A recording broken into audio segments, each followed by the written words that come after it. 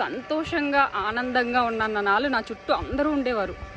చీటికి మాటికి పలకరించేవాళ్ళు, కల్పించుకొని మరీ మాట్లాడేవాళ్ళు.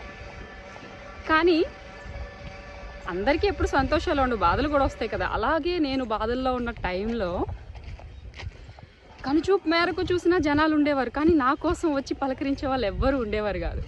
అలాంటి పరిస్థితుల్లో ఏ రోజు కూడా నేను బాధపడలేదు, భయపడలేదు. అలాంటి పరిస్థితులు నాకు వచ్చినప్పుడు ఒక విధంగా చెప్పాలంటే నన్ను ఇంకా బలంగా తయారు చేసి ముందుకు నడిపించే, నిజం చెప్తున్నాను హార్ట్ఫుల్గా. సో మన కోసం మనమే నిలబడాలి, ఎవరు రారు, ఏమంటారు?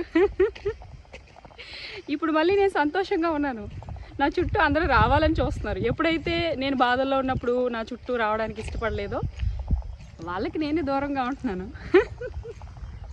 మనకి టైం వచ్చింది, వస్తుంది, ఎవరికైనా వస్తుంది. ఏమంటారు? కామెంట్ చేయండి. మనం చేయాల్సింది ఒక్కటే, వెయిట్ చేయడం.